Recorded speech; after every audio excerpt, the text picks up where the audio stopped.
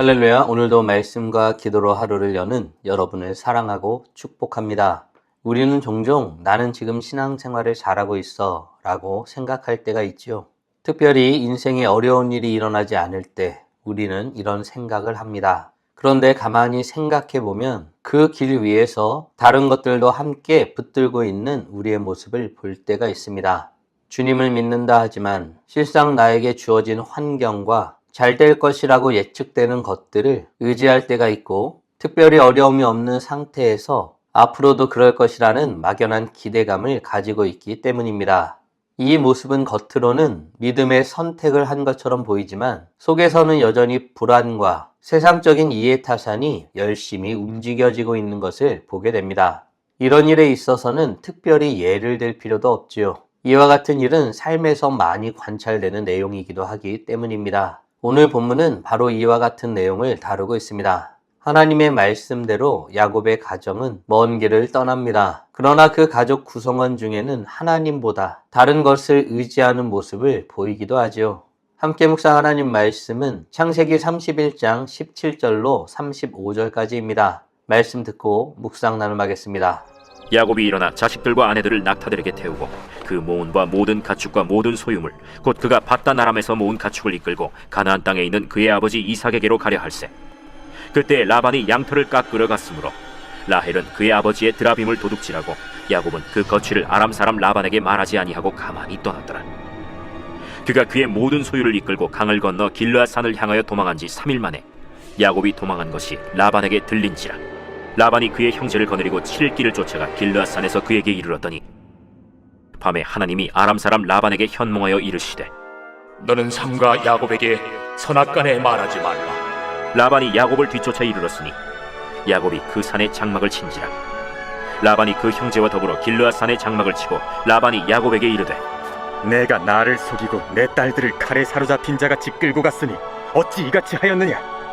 내가 즐거움과 노래와 북과 수금으로 너를 보내겠거늘 어찌하여 내가 나를 속이고 가만히 도망하고 내게 알리지 아니하였으며 내가 내 손자들과 딸들에게 입맞추지 못하게 하였으니 내 행위가 참으로 어리석도다. 너를 해할 만한 능력이 내 손에 있으나 너희 아버지의 하나님이 어젯밤에 내게 말씀하시기를 너는 삼가 야곱에게 선악간에 말하지 말라 하셨느니라. 이제 내가 내 아버지 집을 사모하여 돌아가려는 것은 옳거니와 어찌 내 신을 도둑질하였느냐? 내가 생각하기를 외삼촌이 외삼촌의 딸들을 내게서 억지로 빼앗으리라 하여 두려워하였음이니이다. 외삼촌의 신을 누구에게서 찾든지 그는 살지 못할 것이요 우리 형제들 앞에서 무엇이든지 외삼촌의 것이 발견되거든 외삼촌에게로 가져가소서. 야곱은 라헬이 그것을 도둑질한 줄을 알지 못함이었더라. 라반이 야곱의 장막에 들어가고 레아의 장막에 들어가고 두 여종의 장막에 들어갔으나 찾지 못하고 레아의 장막에서 나와 라헬의 장막에 들어가매 라헬이 그 드라빔을 가져 낙타 안장 아래에 놓고 그 위에 앉은지라. 라반이 그 장막에서 찾다가 찾아내지 못하매 라헬이 그의 아버지에게 이르되 마침 생리가 있어 일어나서 영접할 수 없사오니 내 주는 노하지 마소서. 라반이 그 드라빔을 두루 찾다가 찾아내지 못한지라.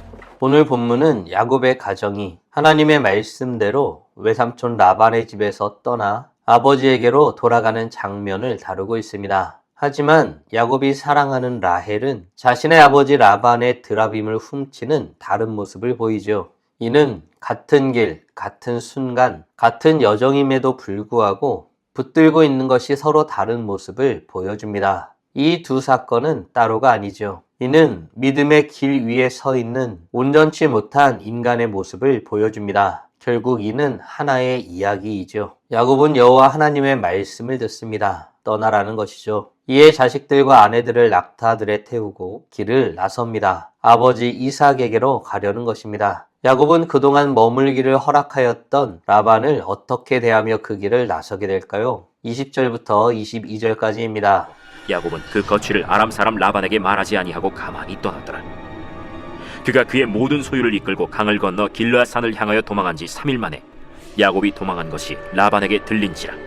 야곱은 하나님의 말씀을 따라 떠납니다. 이 방향은 분명히 옳지요. 그러나 그 방식은 매우 인간적인 모습을 보입니다. 라반을 속이고 몰래 떠났기 때문이죠. 성경은 이 모습을 도망쳤다라고 표현합니다. 이 장면은 야곱의 불신앙을 보여준다기보다 두려움 속에 있는 인간의 연약한 상태를 보여줍니다. 야곱은 이미 여러 번 라반에게 속았던 경험이 있었죠. 그래서 떠나는 과정에서도 조심하고 경계하며 계산할 수밖에 없었다고 보는 게 더 합당합니다. 그러나 그의 행동을 신앙의 면에서 보면 어떻게 볼 수 있을까요?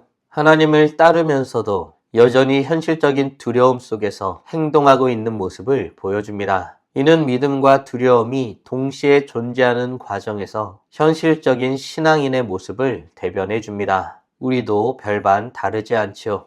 사랑하는 성도 여러분, 나는 하나님의 뜻을 따른다 하면서도 두려움 때문에 내 방식대로 문제를 풀어나가려 하고 있진 않나요? 바라기는 하나님의 뜻을 따르는 일에 나의 방식을 내려놓고 주의 말씀대로 담대히 행하기를 소원하는 복된 하나님의 자녀들 되길 간절히 소원합니다. 3일 만에 야곱이 도망하였다는 사실이 라반의 귀에 들립니다. 라반은 야곱을 쫓아오죠. 라반은 야곱에게 왜 그렇게 도망하듯 떠났는지를 따져 묻습니다. 라반은 야곱의 행동을 탓하면서도 자신은 여태껏 호의를 가지고 대했다고 말하죠. 그러면서도 라반은 한 가지를 더 집요하게 따져 묻습니다. 무슨 일이었을까요? 30절, 31절입니다. 이제 내가 내 아버지 집을 사모하여 돌아가려는 것은 옳거니와 어찌 내 신을 도둑질하였느냐? 내가 생각하기를 외삼촌이 외삼촌의 딸들을 내게서 억지로 빼앗으리라 하여 두려워하였음이니이다. 라반은 야곱을 쫓아와 다 좋은데 왜 나의 신을 훔쳤느냐라고 따져 묻습니다. 바로 드라빔을 말합니다. 이 질문을 통해 라헬의 행동이 드러나죠. 드라빔은 당시 보호를 상징하는 우상이었습니다. 그래서 그것을 가지고 있는 이들에게는 그것이 재산과 권리를 의미하는 물건이었습니다. 라헬이 이것을 가져갔다는 것은 단순한 절도가 아니라 눈에 보이는 안전을 붙들고자 하는 마음이었음을 우리는 알게 됩니다. 야곱이 두려워하여 도망한 일과 라헬이 우상을 가져간 일은 하나의 모습입니다. 야곱은 말없이 몰래 나가는 것으로 두려움을 해결하려 하였고, 라헬은 당시 사람들이 의지하였던 우상을 훔치는 것으로 두려움을 해결하려 하였던 것입니다. 사랑하는 성도 여러분, 나는 하나님을 믿는다 하면서도 두려움 때문에 다른 것을 의지하고 있진 않나요? 바라기는 상황과 처지보다 그 모든 것을 주관하시는 하나님을 두려워하므로 주님의 인도하심을 구하는 복된 하나님의 자녀들 되길 간절히 소원합니다. 야곱은 자신의 가족들에게서 외삼촌의 신이 발견되면 그는 죽임을 당할 것이라고 말합니다. 그리고 그 외에 외삼촌의 물건이 발견되면 그것은 도로 가져가라고 말하죠. 그렇다면 라헬이 훔쳤던 드라비는 어떻게 되었을까요? 34절입니다. 라헬이 그 드라빔을 가져 낙타 안장 아래에 놓고 그 위에 앉은지라.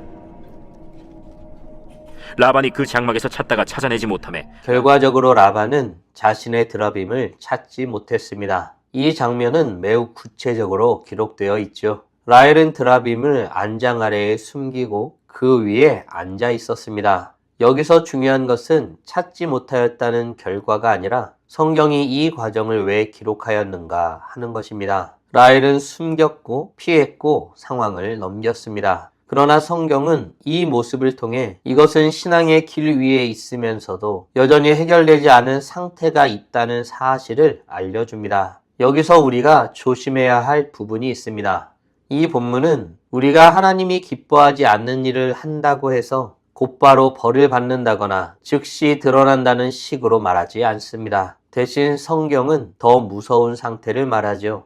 믿음의 여정에서도 이런 모습, 즉 다른 것을 의지하며 살아갈 수 있는 모습이 우리 안에 있다는 것을 보여줍니다. 그리고 이 긴장은 이후 야곱의 가정 이야기에 계속해서 등장합니다. 즉 숨긴 것은 해결된 것이 아니라 그대로 남아있는 상태입니다.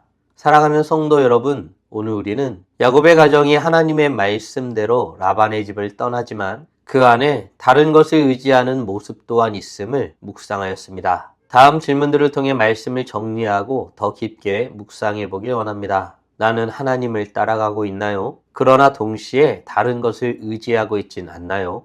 아울러 나의 삶을 이끄는 것이 온전한 하나님의 말씀임을 믿고 말씀만을 쫓아서기를 소원하고 있나요? 주의 말씀대로 살아가기 위해 지금 당장 할 수 있는 일은 무엇이 있을까요? 묵상하신 대로 주님 앞에 나아가 찬란하게 빛나길 간절히 소원합니다. 다 함께 기도하겠습니다. 살아계신 하나님 감사합니다. 오늘도 우리에게 복된 날을 허락하여 주시고 주의 말씀으로 하나님이 어떤 분이신지 무엇을 원하시는지 우리가 어떤 존재이고 어떻게 살아야 하는지 깨닫고 고백하게 하심에 감사드립니다. 하나님의 말씀대로 길을 나섰으나 그 안에는 하나님보다 다른 것을 의지하는 모습도 있었음을 우리가 야곱의 가정의 여정을 통하여 살펴보게 되었습니다.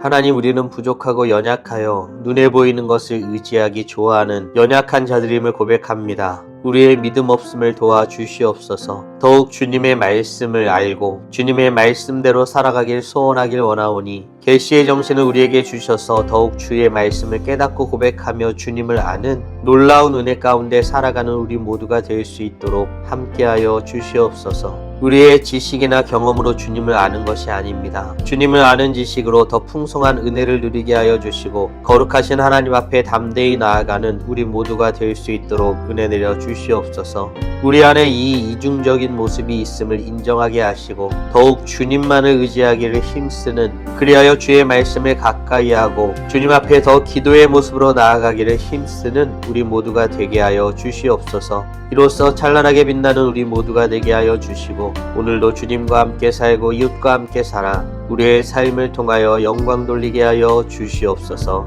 이 모든 말씀 우리 주 예수 그리스도의 이름으로 기도드리옵나이다.